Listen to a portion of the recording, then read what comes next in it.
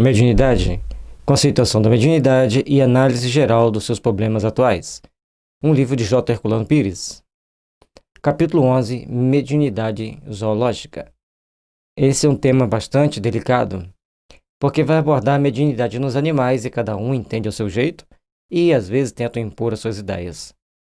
Seria mais interessante, mais lógico que a gente procurasse entender, compreender, aceitar e vivenciar dentro daquilo que fosse possível cada um de nós vivenciarmos. É o princípio básico do nosso processo de evolução, do nosso processo de crescimento e desenvolvimento espiritual. Mediunidade zoológica, capítulo 11. O problema da mediunidade animal apareceu no tempo de Kardec e foi objeto de estudos e debates na Sociedade Parisiense de Estudos Espíritas. Tanto os espíritos quanto Kardec e a sociedade consideraram o assunto como sem fundamento. Os animais são os nossos irmãos mais próximos na escala ontológica. Não só Darwin, como Russell Wallace, antropólogo espírita, consideraram o animal como o último elo da cadeia evolutiva que se encerra no homem. Depois da humanidade, inicia-se um novo ciclo da evolução com a angelitude. O anjo é o homem espiritual, o último produto da evolução ôntica da Terra, que no judaísmo, no cristianismo e no islamismo é representado com asas e aura luminosa. Não há descontinuidade da evolução. Tudo se encadeia no universo, como acentuou Kardec. Começa um processo de evolução pelo reino mineral, depois passa para o vegetal, depois para o animal, depois para o hominal. Entre o mineral e o vegetal, existem elos de ligação como vírus, bactérias, que poderíamos dizer uma forma do princípio inteligente, não é ainda o espírito, essa centelha divina sair de um reino praticamente inerte para um que já tem uma mobilidade, já tem um processo de reprodução diferenciado. Chega no vegetal, vai chegar nas plantas carnívoras, passa para o animal. E os animais vão seguindo seus processos evolutivos, vão chegar nos animais mais inteligentes, que são vários, dentre eles a baleinha branca, o golfinho, o cachorro, o gato, o boi, elefante e os macacos, principalmente os macacos já de ordem superior. Depois passaria por um estágio intermediário, já não seria mais na Terra, e depois chega para o hominal. Então, a Terra, no estado evolutivo que ela está, esse estado intermediário entre o animal e o homem, teoricamente não teria espaço na Terra. Mas, como a gente não está vendo esse processo, nós temos que apenas aceitar, raciocinar que é um ciclo que se faz para chegar à angelitude. A ontogênese espírita, ou seja, a teoria doutrinária da criação dos seres, do grego onto, o ser, logia, o estudo, ciência, revela o processo evolutivo a partir do reino mineral até o reino nominal. Essa teoria da evolução é mais audaciosa que a de Darwin.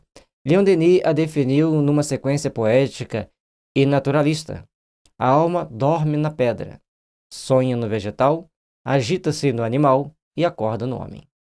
Então, temos aqui 4 etapas do processo de evolução da alma, ou do princípio inteligente, até chegar no hominal. Vejamos. Entre cada uma dessas fases, existe uma zona intermediária. Como se pode verificar nos estudos científicos, assim, a teoria espírita da evolução considera o homem como um todo formado de espírito e matéria. A própria evolução é apresentada como um processo dialético de interação entre esses dois elementos primordiais, o espírito e a matéria. Então, as duas fases da existência, os intermediários que existem na parte científica, e a teoria espírita vai nos mostrando que tem um processo de evolução do espírito. E também nós temos que entender que existe um processo de evolução da matéria. Nossos corpos materiais hoje são muito mais sutis do que eram há 2.000 anos atrás, há 4.000 anos atrás, há 1 milhão de anos atrás. A própria evolução é apresentada como um processo dialético de interação entre esses dois elementos primordiais, o espírito e a matéria. Tanto na ciência como na filosofia, essa teoria da evolução segue o mesmo esquema. Na religião, a encontramos no Oriente.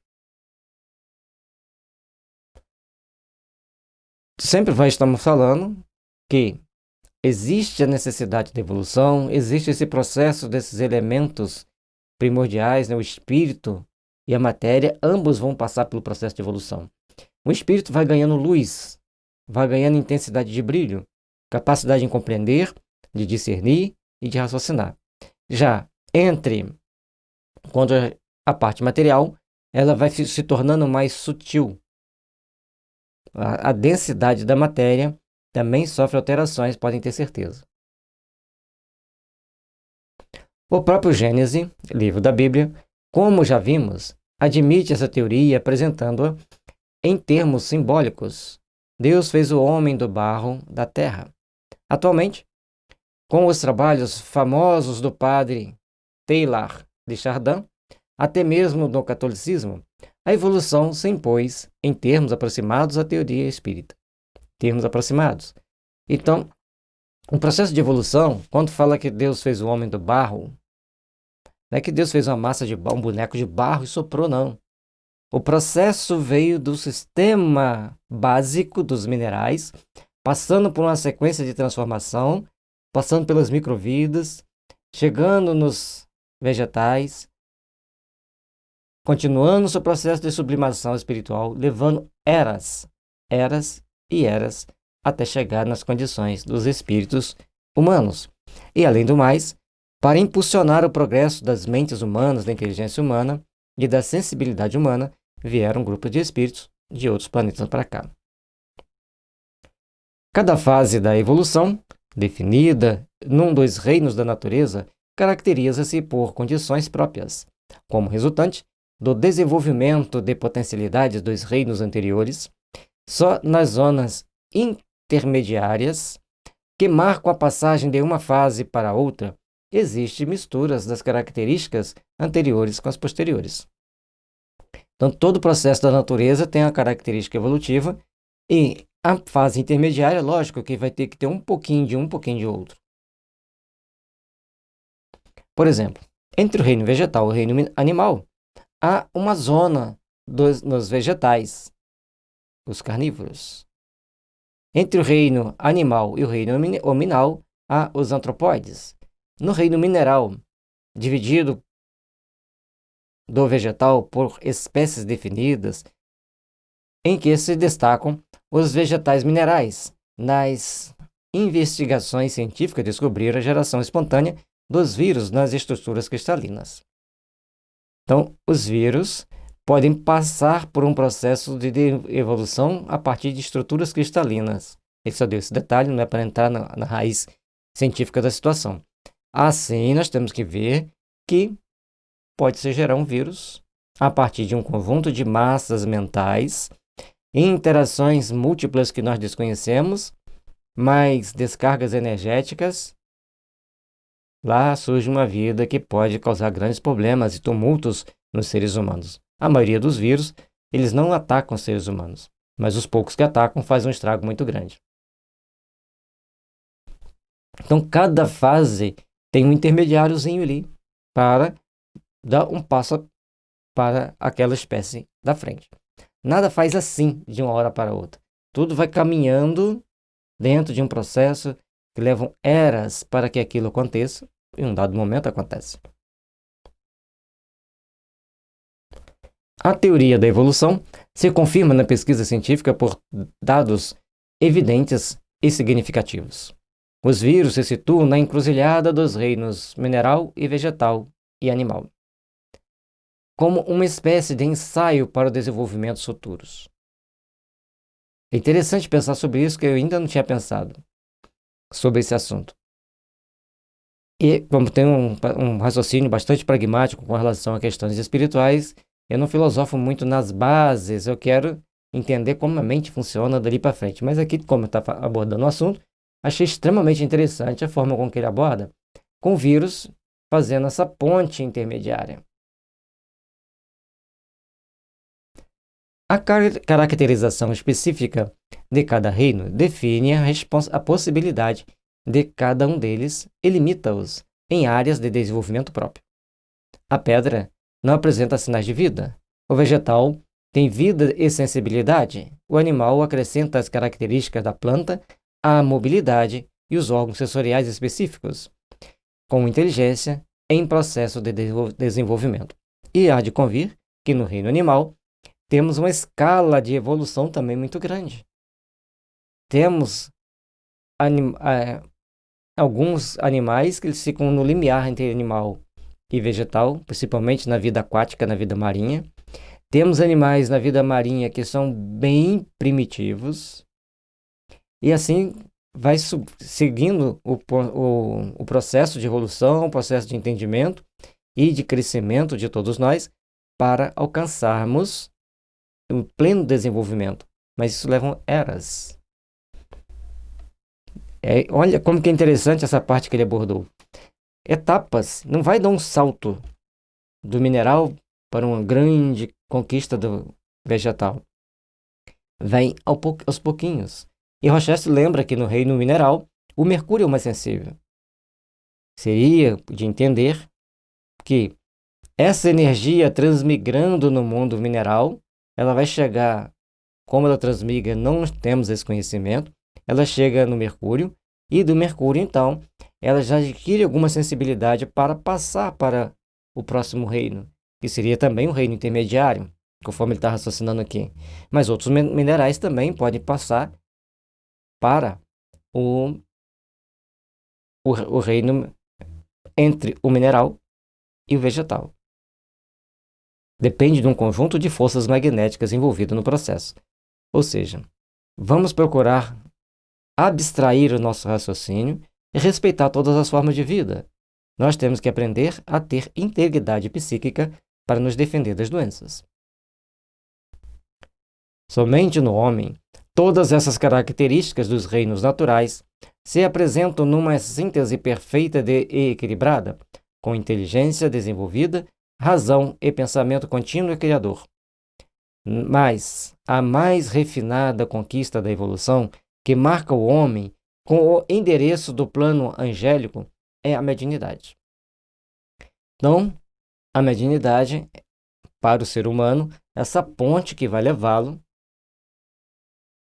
para uma transcendência, para a percepção do mundo espiritual e ampliar o seu sistema de raciocínio para ter domínio mais sobre si mesmo e também sobre algumas coisas ao seu redor.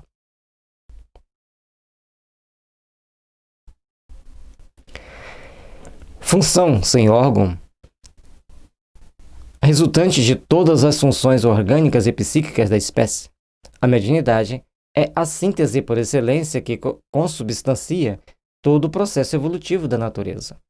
Querer atribuí-la a outras espécies que não a humana é simples absurdo. Por isso, os que pretendem encontrá-la no plano zoológico a reduzem a um sistema comum de comunicação animal, desconhecendo-lhe a essência para só encará-la através dos efeitos. Aí a questão da mediunidade como esse fator transcendente da alma que vai nos impulsionar para um estágio superior de evolução, a gente tem que entender também que os animais têm essa fase. E cada um vai ter suas ideias, cada um vai defender o seu ponto de vista. Um animal não vai ser nunca o médio de um ser humano para transmitir um recado, para transmitir uma informação. Não vai. O animal não vai pegar uma caneta para escrever, pelo menos até agora. Certo? Tem uma elefanta lá na Índia que ela pega o pincel e pinta quadros. É um quadro pintado por elefanta, mas ela pinta um quadro com pincel. Então ela já está numa inteligência bem mais desenvolvida do que os demais que só olham para aquilo ali. E uma vez eu vi uma manada de elefantes atacando uma vila e o elefante fez questão de pegar uma panela, bater a panela no chão, depois pisar em cima para quebrar. Ele sabia perfeitamente que era um utensílio humano e que ele queria quebrar aquele utensílio humano. E na Zâmbia, na África, uma pessoa por acaso descobriu que se você plantar pimenta perto de casa, os elefantes não se aproximam das suas casas. Então, a maioria das aldeias fazia um círculo de pimenta em torno dela. Muitos animais não chegavam perto. Ou seja, estamos falando de percepções. Quando falamos em percepção, em inteligência, nós vamos ver que os animais vão passando por constantes aperfeiçoamento, elevação de nível de entendimento, de conhecimento, de raciocínio, que nós temos que parar para pensar. Não é tudo linear como a gente quer, todos os elefantes são iguais. Também todos os homens não são iguais. Então os animais têm alguns mais inteligentes. Hoje cedo eu estava vendo uma relação de caça das chitas. Então elas andam 5, 6, elas vão andando do lado das manadas, como quem não quer nada, depois escolhe um e partem para cima, mas desordenadamente. Quando elas pegam, elas não têm uma técnica de ataque para bater a presa. As leoas, quando vão para o ataque, elas calculam todos os detalhes para quando elas derem o bote, elas saírem com grande chance de resultado positivo para elas. Da mesma forma, os cães selvagens africanos, eles fazem a caça deles metodicamente para que eles consigam abater. Logicamente que o sucesso de uma caça de uma leoa é infinitamente superior ao sucesso de uma caça de um cão selvagem, porque os cães são pequenininhos, vão ter que pegar um animal pequeno. E as leoas, elas pegam qualquer um, desde que elas tiverem 2 ou 3. Uma sozinha, elas pensam 2 vezes antes de fazer o ataque, dependendo do tamanho do animal. Então a gente vai vendo que eles já desenvolveram percepções, já desenvolveram inteligências um pouquinho superior ao que nós imaginamos da inteligência deles. Alguns animais, então, são mais inteligentes. Teoricamente, estão um pouco mais evoluídos. Enquanto que a hiena, quando ela vai atacar para comer, ela está rasgando tudo para comer, não se preocupa se o bicho ainda já está morto ou não. E os leões só comem depois que o bicho morre. Então, são situações que nós temos que procurar aprender, procurar compreender, para sabermos raciocinar sobre aquilo que nós estamos vendo e ver que alguns animais são mais sensíveis, são mais inteligentes do que os outros, embora tenham um comportamento relativamente padrão. Com isso, nós vamos começar a abrir o nosso leque de percepção e ver que tem coisas diferenciadas em todas as situações. Porque o primeiro búfalo que resolveu atacar um ninho de leão para matar os filhotes, ele devia estar ali conduzido por algum tipo de gestor do mundo búfalo para reduzir a população de leão. E eles aprenderam. Os animais, depois que aprendem uma coisa, eles usam sempre aquilo ali como princípio de ação padrão para eles agirem sempre. E quando um gnu é pego pelos caçadores, pelos predadores, os outros ficam passivamente olhando. Eu falei assim, na cabeça deles, eles devem pensar assim, já pegou aquele ali, nós estamos livres, podemos ficar tranquilos aqui. Os búfalos não, se eles puderem atacar para defender, eles atacam. Mas muitas das vezes a gente percebe que eles vão lá, faz um teatrinho que não vai atacar, e depois eles se afastam. Estamos só filosofando, como quem diz, já que eles têm que comer um, que fica comendo isso aí, nós estamos salvos, vamos embora. Mas em algumas situações eles cercam e atacam os leões e matam os leões. Então, a gente está falando de um princípio inteligente que ganha um pouquinho de destaque nas ações comuns daquele reino, daquela raça, daquele grupo de animais. Mas ainda não é mediunidade, tudo bem? Mas a gente percebe claramente, quando a gente lida com cachorro, com gato, com cavalo, com boi, que alguns têm percepções a mais. E aí, cada um que já passou pela experiência vai contar os seus casos, vão ter suas convicções, suas dúvidas, e vão procurar entender como agem os animais e de que forma eles podem interagir conosco. A consciência discriminadora analítica, o juízo disciplinador e avaliador que se avalia a si mesmo, o arquivo do imemorial como substrato funcional da memória, nas profundezas do inconsciente, o pensamento criador e dominador do espaço e do tempo, a intuição inata de Deus, como selo vivo, atuante do Criador na criatura. E aqui ele está mostrando para a gente que a mente nossa é racional e vai criando condições superiores de entendimento superior. E isso não existe nos animais. E por causa de ter essa consciência e esse discernimento e procurar pensar para trás e para frente, é que nós vamos procurar construir um mundo melhor.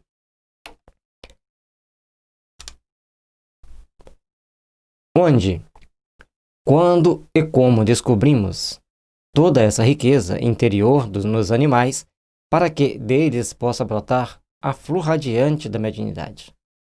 Eles não vão ter consciência, eles não vão ter uma inteligência sublimada e não vão ter uma ideia, pelo menos na concepção que nós temos hoje, de um ser muito superior. Ele tem a ideia de quem são seus pares, de quem são seus inimigos. E dentro de cada rebanho, de cada grupo de animais, eles têm as regras que devem ser seguidas e que eles procuram seguir. Então, eles não têm condições de ter uma mediunidade como nós entendemos nos seres humanos, o que não vai excluí-los de poder ter uma percepção psíquica, tanto de espíritos humanos como de espíritos deles mesmos, da raça deles. Não temos como afirmar nem que sim e nem que não, mas muitos fatos nos levam a deduzir e a entender que existe a possibilidade deles verem espíritos, tanto de seres humanos como de animais. As semelhanças do animal com o homem decorrem principalmente das diferenças que os situam em planos superpostos da realidade. O homem atrai o animal para o seu plano superior, como Deus nos atrai para a divindade. A atração só pode agir na linha magnética das similitudes. E aí a gente vai ver o seguinte: os animais domésticos, segundo o próprio Emmanuel, em um livro que eu li dele, que eu não me lembro qual, que a gente já leu tantos textos, é uma forma de ajudar esses animais a evoluírem.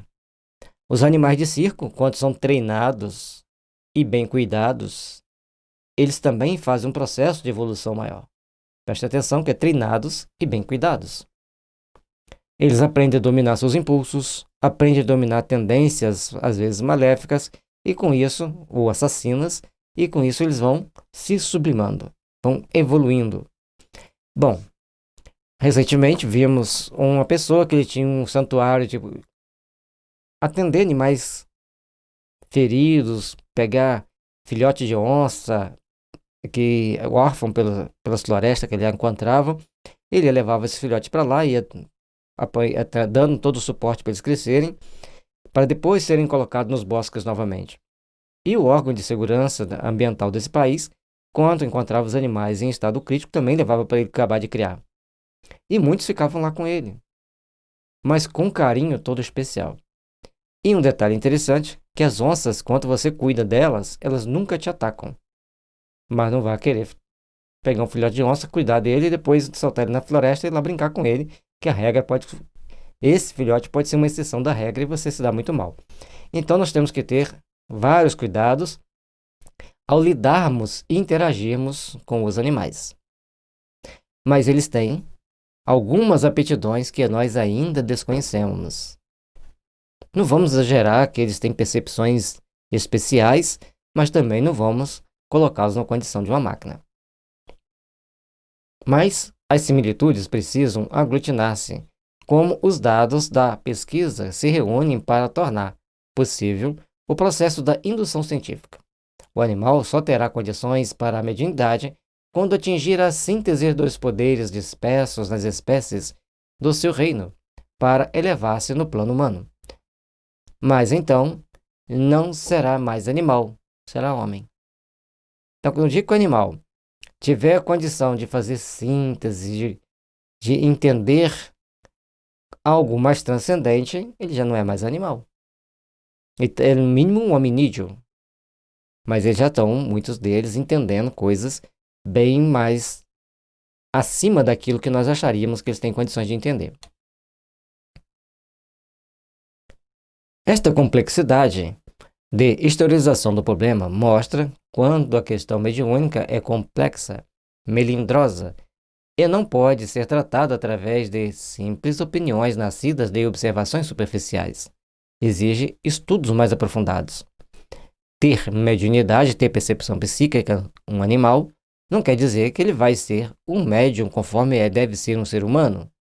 Mas é possível que os animais tenham percepções, porque já foi várias pessoas nos relataram, nós já pudemos observar também várias situações, mostrando que os animais têm algum tipo de percepção além da nossa.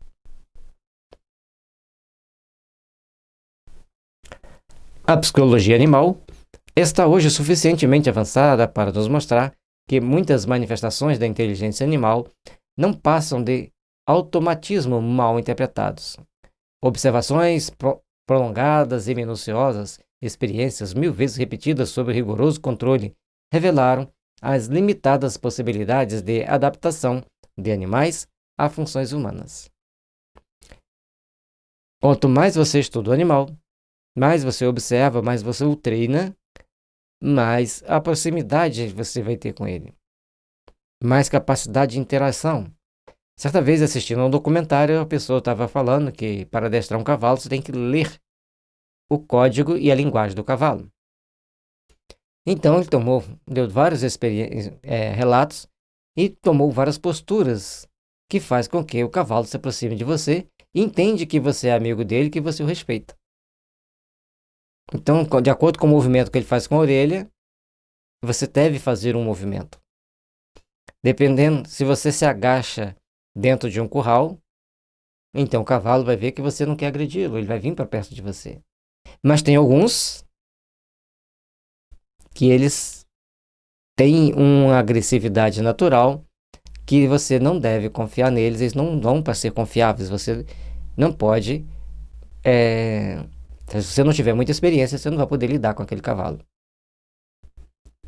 Então, as pessoas já vão fazendo estudos, vão percebendo que tem uma forma da gente conversar, entre aspas, com os animais e deles conversarem com você, entre aspas. Então, eles têm uma linguagem de comunicação que eles esperam que a gente entenda. Mas não são todos. São alguns. E o principal meio que eles comunicam com a gente é botar as orelhas para frente, colocar a orelha para trás, uma para trás, outra para frente, empiná-las bem empinadinhas para cima, levantar muito a cabeça diante de você. Cada posição daquela, ele quer que você tome uma atitude respeitando o que ele quer dizer com aquilo. Então ele aprendeu a fazer essa leitura e ele consegue interagir melhor com esses animais que passam a respeitá-lo mais. Ou seja, à medida que a gente vai estudando, a gente vai vendo que os animais, eles têm mecanismos e processos de comunicação. Assim como aquele papagaio Einstein, ele conversava com as pessoas e sabia o que ele estava falando. Ele falava em inglês e falava em espanhol. E, por sua vez, ele pedia pão em espanhol e pedia pão em inglês. Se você falasse inglês com ele, ele te pedia em inglês. Se você falasse em espanhol, ele falava em espanhol. Que já denota uma grande inteligência. Isso ainda não é mediunidade. E relata-se que ele perguntou qual era a cor dele. Ficou se olhando no espelho e falou cor. Aí a pessoa falou cinza. No caso, é gris, né? Em inglês, se não me engano. E ao falar a cor, ele repetiu aquela cor. E sempre que ele via alguma coisa naquela cor, um pano, um papel na cor cinza, ele repetia a cor e fazia uma pose. Então ele sabia que ele tinha uma cor. Isso é interessante. E às vezes a gente pega os periquitos, que as crianças gostam de brincar com eles, a gente já fez até alguns vídeos aqui com eles, coloca na frente do espelho. Alguns ficam meio encantados ali com o espelho. E outros, eles olham, fazem 2 ou 3 movimentos, percebem que são eles, e aí eles começam a se observar no espelho. Eles mudam a posição, se olham, viram em outra posição, se olham. E o outro quer ir lá brigar com o espelho.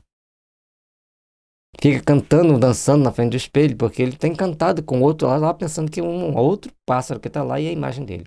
Então, existem diferenças de inteligências entre todas as espécies. E de entendimento também, lógico. Mas ainda não é mediunidade. A mediunidade existe, na minha opinião, sim, das percepções, da evidência, da clareaudiência de alguns animais, em casos excepcionais, não é sempre, e tem apenas como motivo, como condição, mostrar para os seres humanos que tem algo além do que aquilo que ele acredita. Observadores inscientes E por isso mesmo os precipitados viam nas mesas girantes uma manifestação de vida e inteligência. Kardec esclareceu o problema mostrando que os espíritos davam às mesas e outros objetos, através da impregnação fluídica, uma vida factícia, ou seja, artificial. Hoje não se fala mais em médiuns inertes, mas ainda se insiste no engano da mediunidade animal. Lembro que, repito, nós temos que não achar que o animal vai ser um médium para passar uma comunicação. Ele vai ser um médium para ter percepções psíquicas em alguns momentos esporádicos, às vezes até permanente, para finalidades outras diferentes daquelas que nós entendemos ainda, porque ainda não temos pleno entendimento e conhecimento de todas as interações dos animais. As pesquisas parapsicológicas atuais provaram que os animais possuem percepção extrasensorial que lhes permite perceber a presença de entidades espirituais de nível inferior. Certas faculdades dos animais são mais agudas que as nossas, como a da visão, na águia e no lince, a do olfato e da audição nos cães e outros animais felinos também, canídeos, no caso, e da direção nas aves e animais marinhos, e assim por diante. Então, o que ele está mostrando para a gente? A águia e o lince enxergam com mais agudez do que nós. Os cães têm um olfato e uma audição muito mais sensível do que a nossa. E as aves, os animais marinhos, têm um senso de direção diferente do nosso. E uma coisa interessante que eu observo é que se a gente pegar braquiária e der para periquito, eles comem a semente e a folha. Não vão comer com grande intensidade uma folha de braquiária, mas eles comem. Outros animais nossos que comem folhas, pássaros no caso, não comem braquiária. E quem contou para os periquitos que a braquiária é originária da Austrália, que na época da seca eles têm que comer braquiária para sobreviver? Não fomos nós. Eles têm um sentido especial, eles têm uma percepção diferenciada que nós não temos. Temos que entender isso. E nem sempre vai ser mediunidade, vai ser uma percepção sensorial diferente daquilo que nós temos. São faculdades sensoriais desenvolvidas na medida das necessidades de sobrevivência de certas espécies. Cada espécie vai ter uma faculdade sensorial apropriada à sobrevivência daquela espécie. Se as nossas faculdades correspondentes são menos poderosas, é porque elas nos convêm em graus mais baixos, a fim de não perturbarem as faculdades superiores de que temos maior necessidade no campo da evolução espiritual. A percepção extrasensorial é muito difundida no reino animal, mas sempre aplicada às necessidades vitais. E se os animais têm percepção extrasensorial, eles podem ver e ouvir espíritos em determinadas situações. Aí você vai falar, mas ele está dizendo aqui aquelas das aves e dos peixes, aquela dos cães. Nós já falamos outras, citamos no início do vídeo algumas outras situações que a gente tinha visto.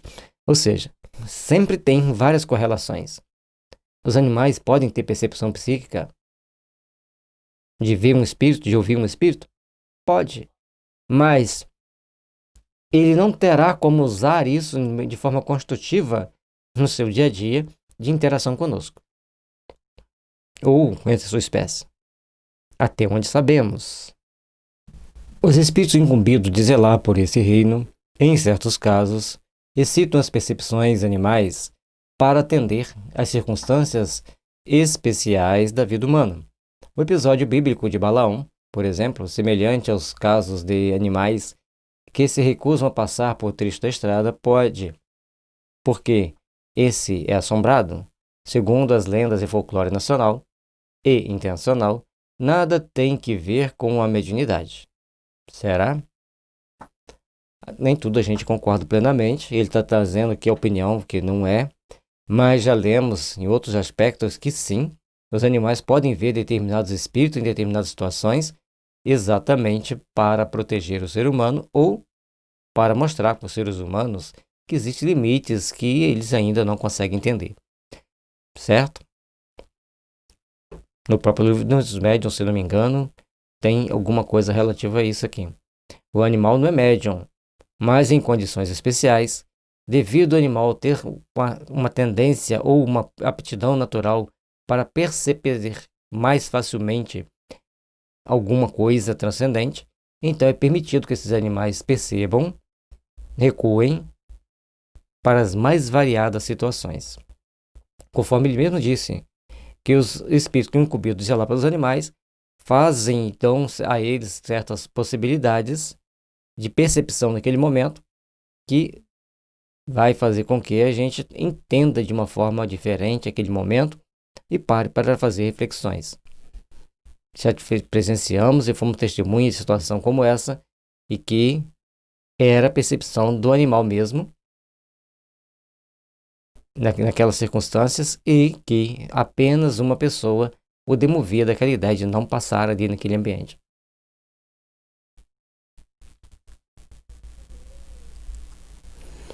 Muitas vezes o animal se recusa porque percebeu na estrada não um espírito ou um anjo de espada em punho, pura mitologia ingênua, mas porque percebeu a presença de uma serpente numa moita de mato. Pode acontecer em alguns casos, mas o que a gente presenciou e vivenciou não era uma serpente na moita de mato, certo? Era algo bem mais transcendente que acontecia naquele momento, até que um dia deixou de acontecer. Então, existem várias situações que nós temos que procurar entender, procurar compreender e aceitar. E com relação aqui à mula de Balaão, então, num dado momento, a jumenta emite um som, ele entende que estava falando por ela. É muito comum as pessoas em uma condição meio alterada de consciência entender, entre aspas, a linguagem dos animais naquele som que eles emitem naturalmente. E, nesse momento, Balaão, então, depara-se com esse animal ao emitir um som, ele deduz aquele som sendo Deus falando para ele determinadas informações e ele muda de ideia. Então é comum as pessoas acharem que podem ouvir, né, naquele som natural que cada animal emite, uma mensagem, uma voz, uma palavra de alerta. Para psicólogos católicos como Robert Amadou, da França, serviram-se das provas de percepção extrasensorial dos animais para levantarem a tese de que as funções paranormais do homem deviam ser um resíduo da animalidade. Mas a maioria dos parapsicólogos europeus, norte-americanos e soviéticos mostraram o contrário, que essas percepções desabrocham com novas possibilidades humanas em face da era cósmica, em que os homens necessitarão dominar os espaços siderais. As percepções extrasensoriais são inerentes a todos os seres, cada um com as suas possibilidades, cada um com as suas condições especiais para desenvolvê-las e percebê-las. Veio dos animais, como disse Amadou, ou os homens vão desenvolvendo segundo as suas possibilidades e necessidades? Certamente, conforme já explicamos aqui, as pessoas mais psóricas têm muito mais percepções psíquicas do que as pessoas nas condições atuais de vida que nós vivemos hoje. Então, a mediunidade, com essas intoxicações todas que nós temos, ela foi tolhida. Muitos de nós perdemos grande parte da nossa percepção devido a um conjunto de situações que existem no nosso dia a dia que nos impedem de ter uma mais ampla percepção. As pesquisas astronáuticas confirmaram isso de maneira eloquente. A telepatia é hoje considerada como a única forma de comunicação possível dos astronautas com a Terra em distância cósmica. A famosa experiência de Mitchell na Apollo 14 liquidaram a pendência.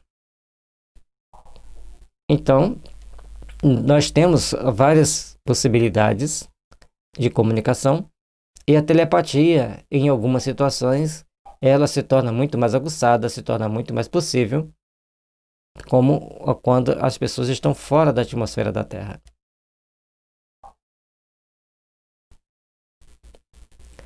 Há casos impressionantes de materialização de animais em sessões experimentais. Há casos espontâneos de aparição de animais fantasmas em vários relatos de viagens e de pesquisas psíquicas.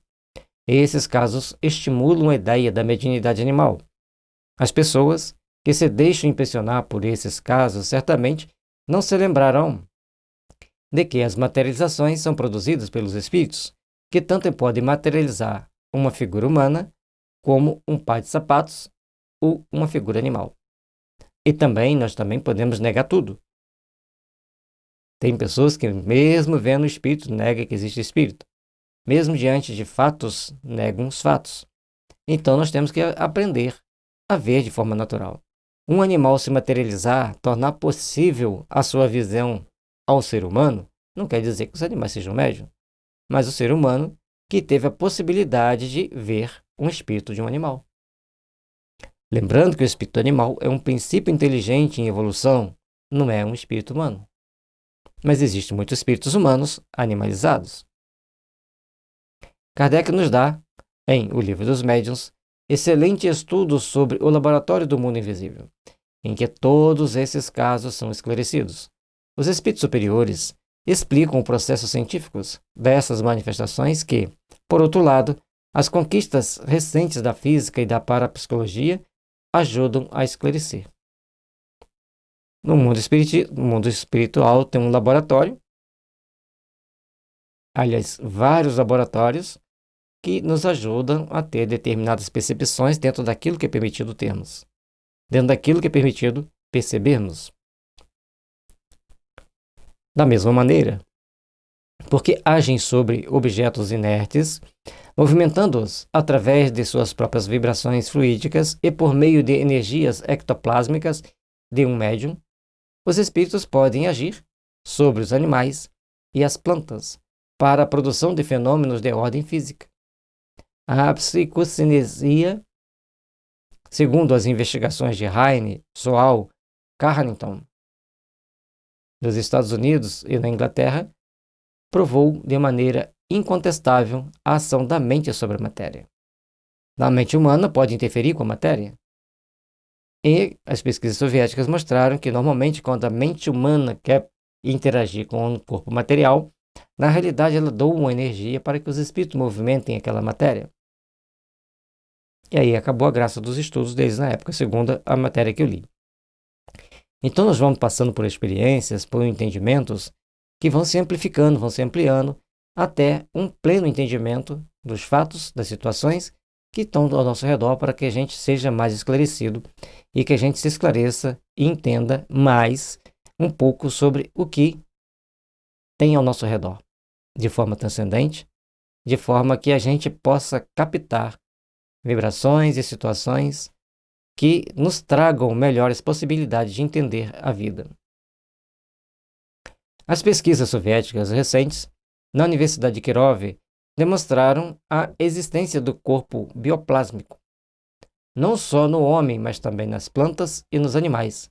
Pesquisas anteriores realizadas na França por Raoul Montandon provaram a existência de uma estrutura energética em gafanhotos e outros pequenos animais.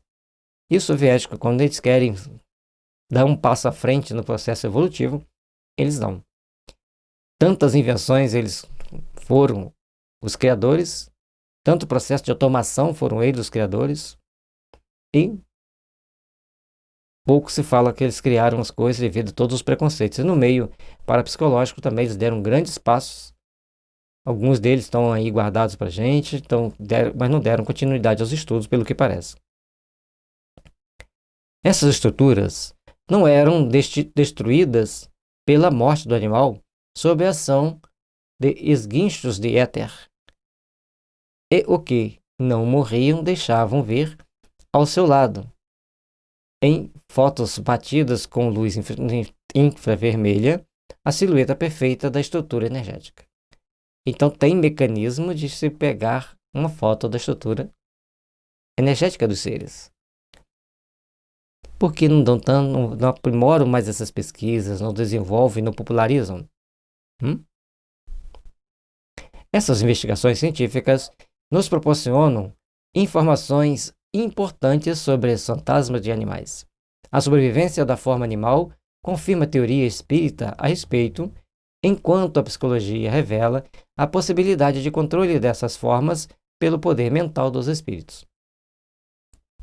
Então, os espíritos humanos, eles vão trabalhar na manutenção e na condução desses espíritos animais. E precisamos entender que os animais sobrevivem à morte das formas mais variadas possíveis. As manifestações de fantasmas animais não são naturalmente conscientes como as de criaturas humanas, mas são produzidas por entidades espirituais interessadas nessas demonstrações, seja para incentivar o maior respeito pelos animais na Terra, seja por motivos científicos. Então, para que os animais apareçam nas materializações, tem um motivo à parte, tem um motivo superior. No tempo de Kardec, em meados do século passado, para nós atualmente o século atrasado, na Europa em geral, a teoria cartesiana de que os animais eram máquinas, desprovidos de alma e movidos por mecanismos instintivos, as aparições de animais eram frequentes. Nos anais da Sociedade de Pesquisas Psíquicas, há numerosos casos de manifestações de animais na Inglaterra. A partir do momento que queriam ver os animais apenas como uma máquina movida por instintos sem nenhum princípio inteligente no processo evolutivo, começa a aparecer animais aqui e ali para despertar nas pessoas um sentimento diferente, um entendimento diferente. Em São Paulo temos um caso famoso da materialização de um cão do então governador Adhemar de Barros, nas sessões do Círculo de Odilon Negrão, com os médiuns de ectoplasmia, Dona Hilda Negrão, e o médico Luiz Porigô de Souza. Há visível interesse dos espíritos no sentido de demonstrar que os animais são realmente nossos irmãos pela carne e pelo espírito. Essas manifestações têm a evidente finalidade de auxiliar a evolução animal, chamando para eles a atenção dos homens, que podem protegê-los. Então, quando se materializa um animal, como no caso desse aqui, é desenvolver o sentimento humano para que a gente possa, então, começar a ter mais um sentimento de amor e de proteção com esses animais. O ponto de máximo absurdo nas teorias novas que estão surgindo sobre a mediunidade zoológica é a aceitação de incorporação de espíritos humanos em animais. As lendárias metamorfoses de lobos em homens e até mesmo a transformação de homem em porco pela vara mágica de Circe estão ressuscitando nesta contraditória antevéspera da era cósmica. Bom, aqui nós temos que começar a entender sobre outros aspectos algumas situações. A história da mula sem cabeça, do lobisomem e tantas outras coisas mais, naquela época era permitido que espíritos se materializassem com aquela forma, ou que transformassem por algum motivo algumas pessoas naquela aparência. Era para assustar, era para amedrontar e era permitido. A partir de um determinado momento, principalmente do advento da doutrina espírita, certas condições foram proibidas e devidamente monitoradas para que não aconteçam. Por isso, não vamos começar a acreditar em lendas no momento atual, porque não são mais possíveis, a menos que o Cristo autorize algumas lições e alguns incautos por aí. A mediunidade nada tem a ver com essas lendas, que só podem interessar a escritores de livros de literaturas fantásticas. As comunicações mediúnicas são possíveis somente no plano humano, pelas razões que já expusemos acima, e são mais que suficientes para afugentar as teorias das metamorfoses impossíveis. E, há tempos conhecemos uma médium que ela vivia num certo país, que teria nessa época uma certa facilidade financeira, e ela então era uma médium que recebia até X dólares, vamos deixar assim para não citar cifras, por sessão, onde ela incorporava o animal de estimação das pessoas. E eu perguntei, e iam lá para receber a mensagem do animal de estimação? E iam em grande número. E pagavam muito bem, sem reclamar. E tinha pessoas que repetiam uma vez, muitas vezes. E quando ela foi sendo conversada, a gente ia conversando com ela naquele atendimento que a gente fazia. Aí, um dia, um espírito se manifestou muito bravo, que a gente estava querendo tirar o ganha-pão dela, porque ela fazia aqueles trabalhos, e certamente esse espírito fazia todas as manipulações dela, como se ela estivesse incorporando um gato, um cachorro. E, a partir dali, quando ela percebeu que ela não tinha, que ela era médium, ela percebeu os espíritos, que ela começou a ficar com vergonha daquela situação, ela falou com a outra pessoa, que não foi comigo, que era meio absurdo as teorias espíritas, que mediunidade tinha que ser gratuita, e não voltou mais. Então, a questão existe dentro dessa questão de mediunidade, de os seres humanos poderem incorporar um animal, teorias muito estranhas, ações muito esquisitas, interesses muito diferentes daquele propósito da doutrina espírita. Então, os animais podem se materializar? Podem. Alguém pode ver o espírito de animal? Pode. Os espíritos animais podem atacar os seres humanos? Em certas circunstâncias? Pode.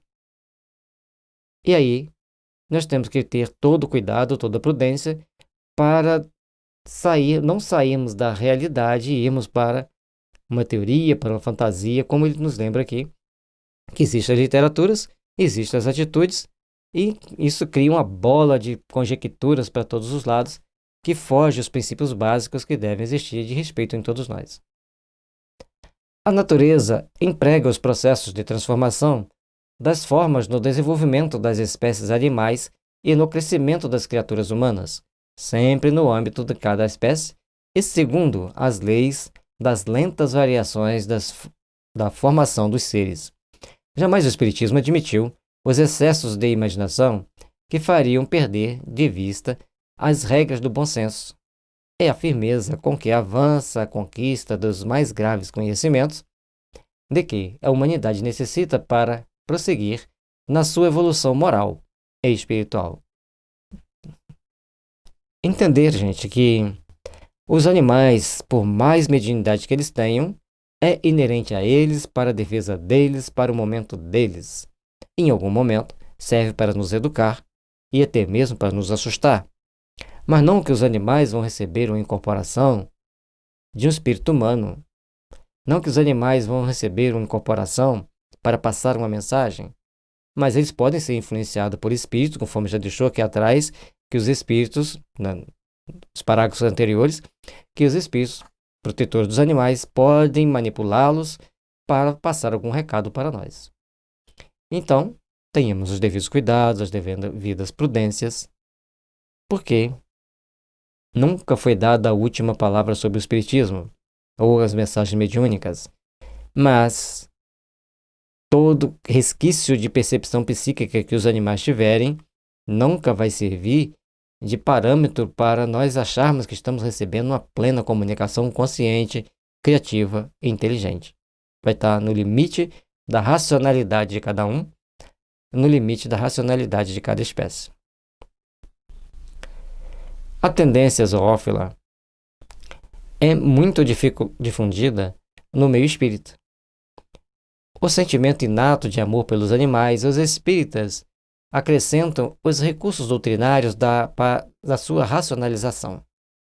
Vem em cada animal uma alma em desenvolvimento, um espírito primário a caminho da humanização. Essa visão é verdadeira e contribui muito para melhorar a nossa maneira de encarar os animais como simples fornecedores de carne para a nossa mesa. É o cuidado que nós temos que ter, é o respeito que temos que ter com os animais, e aqui ele vai fazer uma série de reflexões que nós temos que parar para pensar. Mas a falta de maior conhecimento da doutrina leva a maioria das pessoas zoófilas, quer dizer, amigas dos animais, a extremos ridicularizantes, como no caso da mediunidade animal. Muitos espíritas se surpreendem ao saber que o Livro dos Espíritos não condena a alimentação carnívora e se deslumbram com livros onde ela é condenada. Aí, o exemplo da Índia seria suficiente para mostrar-lhes a razão da posição doutrinária. Bom, cada momento é único na vida dos seres humanos. Eles não disseram que pode comer a carne. Eles deram uma explicação para aquele momento. É uma resposta evasiva que você vai entender da forma que você quiser entender. Então, o corpo tem a parte que alimenta a alma, tem a parte que alimenta o corpo. Nós temos que saber diferenciar as duas coisas. Precisamos, então, começar a ampliar nosso entendimento. Existe hoje muitas pessoas que não necessitam de carne na alimentação e não sentem nada de mal, enquanto outros precisam de comer bastante carne. Aí tem certas influências espirituais que estão em jogo. E o amor pelos animais vai levando as pessoas a respeitarem e compreenderem cada situação.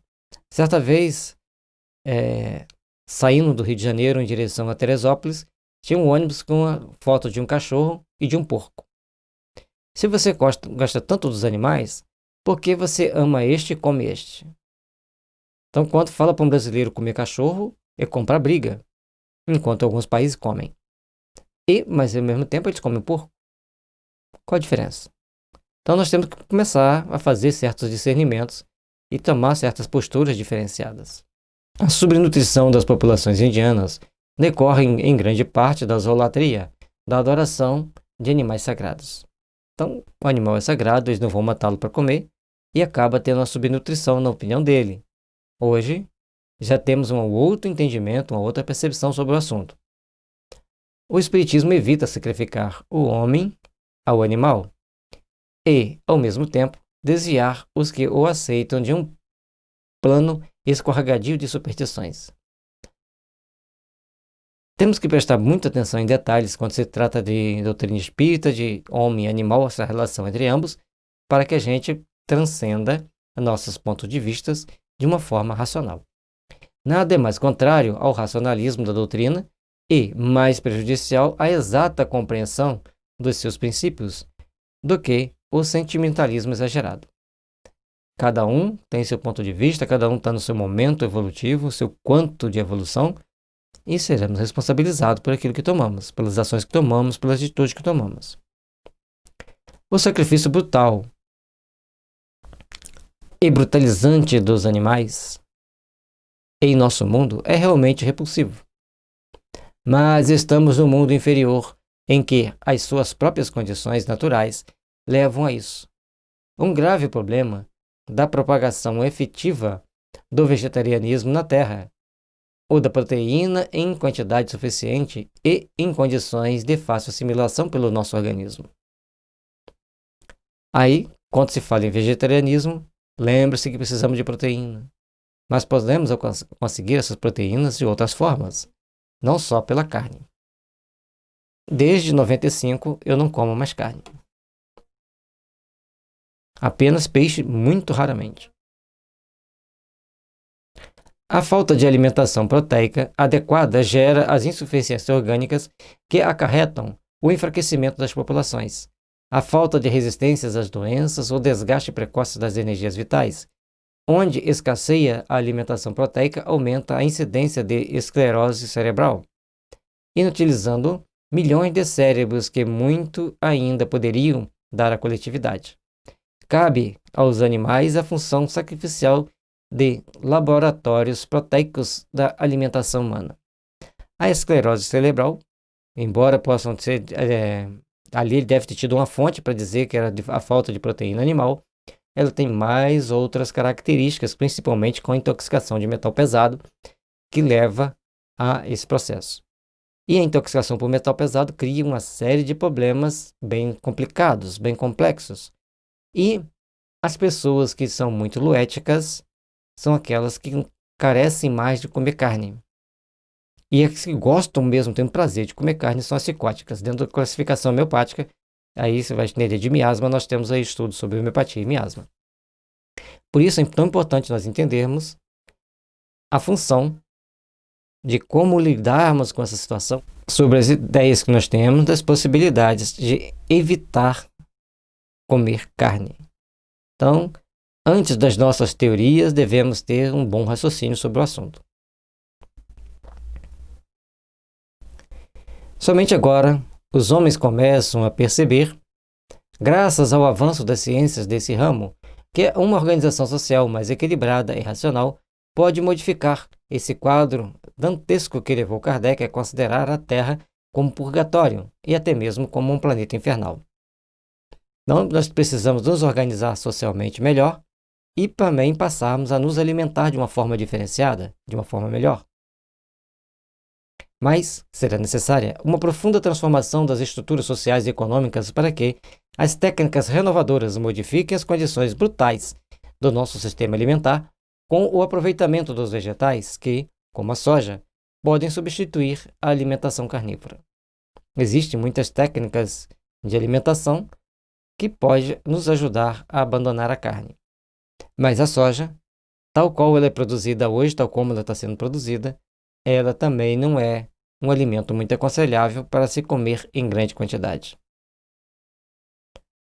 Para tanto, é necessário que os enormes recursos empregados pelas nações mais civilizadas no campo da guerra fossem desviados para o campo da paz, empregando no incentivo da produção agrícola e da fabricação de alimentos.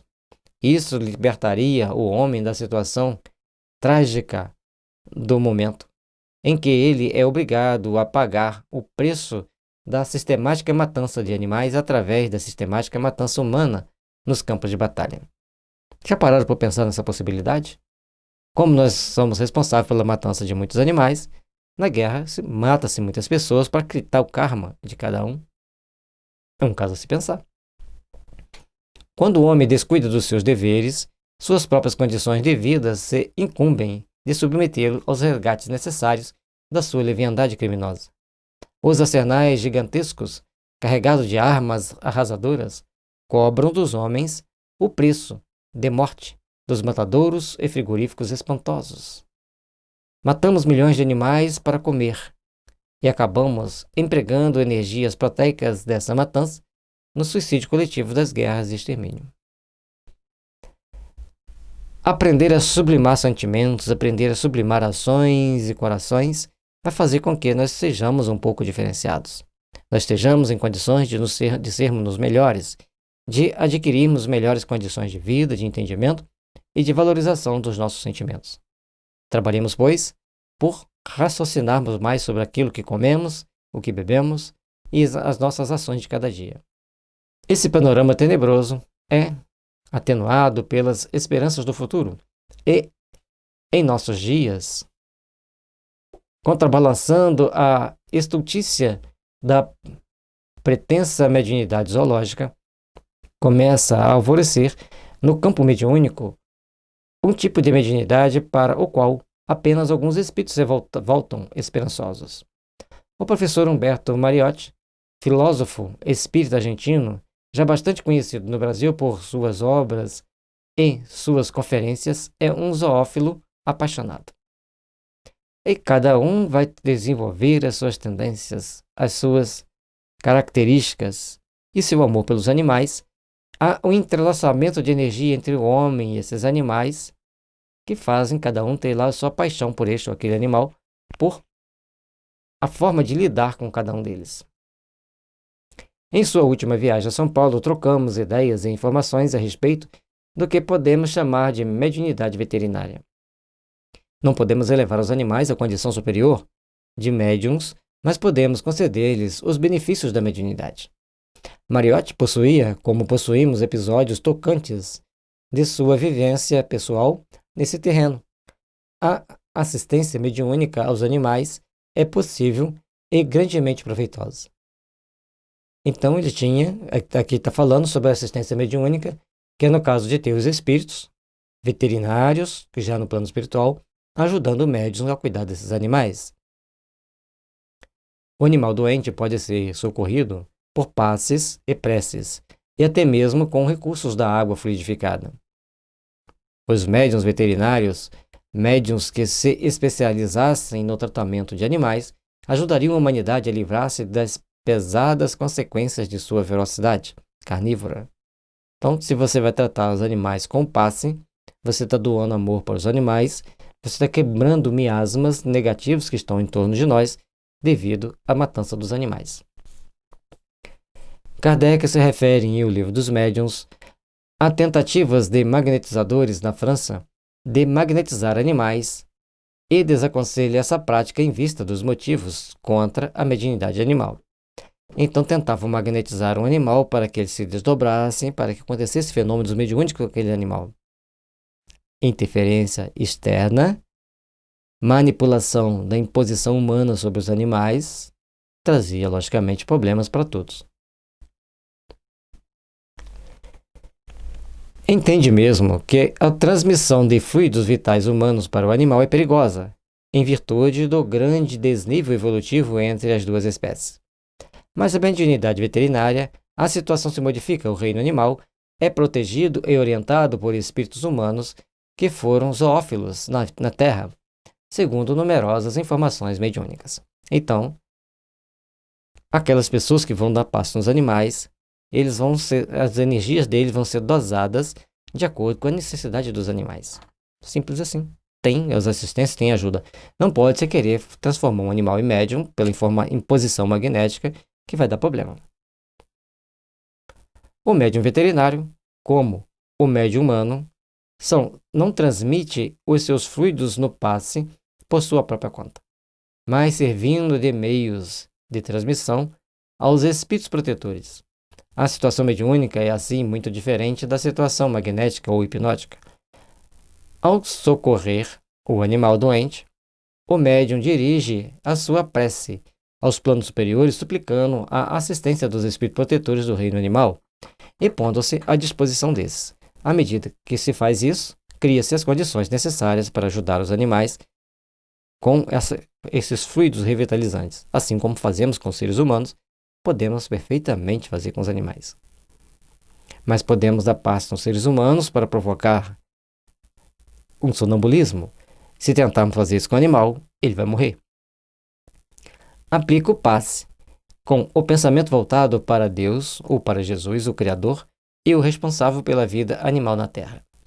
Flui a água com a mesma maneira, confiante na assistência divina.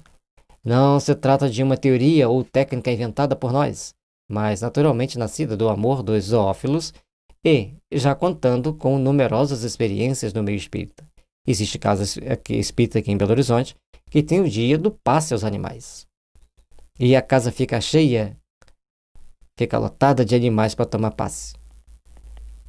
Um gesto bonito, um gesto humano, que deve ser usado, ajudar naturalmente essas pessoas e que são os donos dos animais e os animais. É uma forma também de levarmos seus donos à casa espírita para procurarmos fazer a nossa parte de orientação. Rodou na mídia social uma senhora, pelo sotaque, deve ser gaúcha, conversando com um cachorro e falando que ele tinha que se comportar melhor, deixar de ser ciumento, para ele passar a ser um menino na próxima encarnação. E o cachorro ficava olhando para ela como se estivesse entendendo o que ela estava falando. Então, às vezes, conversar com os animais, da forma que a gente conversa, eles não vão entender tudo que a gente está falando.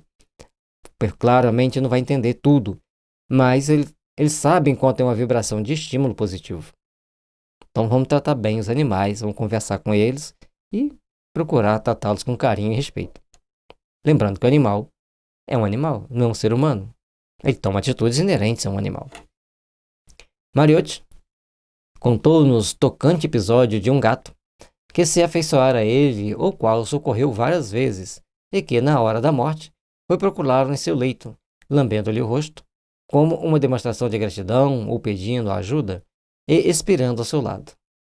Tivemos experiência com uma cachorrinha pequinês, desenganada pelo veterinário com os passes recebidos durante a noite, amanheceu restabelecida. Tem histórias lindas, né, gente? O gato ir lá lamber a pessoa para despedi-lo da morte. Então, uma série de situações vão acontecendo e vão interagindo com todos para que a gente consiga um bem-estar, consiga uma boa interação com os animais. Um outro relato foi na África do Sul. Uma pessoa criadora de um santuário para proteger os elefantes, para que eles tivessem ali seu espaço, foi responsável por salvar a vida de vários daqueles elefantes. Ele adoeceu. E os elefantes vinham regularmente até a casa dele, ficavam ali olhando para ele com lágrimas nos olhos.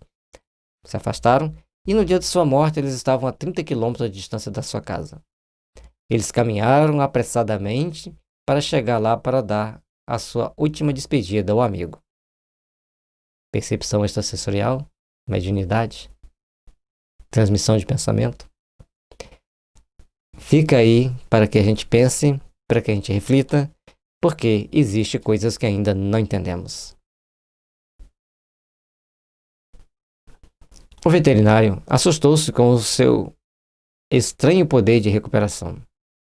O veterinário amigo e espírita contou-nos os seus sucessos no socorro mediúnico aos animais, ressaltando o caso de parto de uma vaca de raça, em que ele já se considerava fracassado. Recorreu à sua possível mediunidade veterinária e as dificuldades desapareceram. Tudo é possível no plano do bem, na prática do amor. Ele estava ali para ajudar a vaca a fazer aquele parto. Estava muito difícil, ela estava em via de ser perdida. Certamente ele fez oração, deu um passe, relaxou a vaca. Interferências superiores ocorreram e tudo aconteceu como deveria acontecer. A mediunidade veterinária pode socorrer espíritas zoófilos que se deixam levar pela ideia absurda da mediunidade animal, dando-lhes a oportunidade de socorrer os animais com os recursos espíritas. Então, a proposta dele é dar aos zoófilos, aos amigos dos animais, a possibilidade de trabalharem, doando energia, fazendo o possível para dar aquele tratamento aos animais de forma mais natural possível e esquecer da mediunidade animal. Mas não me convenceu não, Herculano. Eu ainda acho que os animais têm mediunidade. Mas é uma reflexão muito importante. Trouxe aqui para nós muitas outras informações importantes, inclusive de que a mediunidade animal não vai servir para uma comunicação plena com seres humanos, assim como é a mediunidade de humanos para humanos. O mais, toda prudência é necessária. Tudo nós devemos fazer com muita racionalidade, com muito entendimento. Deixa o sentimento andar um pouquinho paralelo à razão, mas vamos compreender mais. Não vamos fechar o assunto, que se existe ou não existe. Eu particularmente acredito que existe. Outros também acreditam, outros não acreditam. Mas vamos ser racionais com relação a como ela pode ser manifestada entre os seres humanos e entre também os animais. Paz e luz, que as bênçãos de Jesus estejam sempre conosco, nos impulsionando, ampliando o nosso entendimento e podermos conseguir ajudarmos uns aos outros e principalmente aos nossos animais.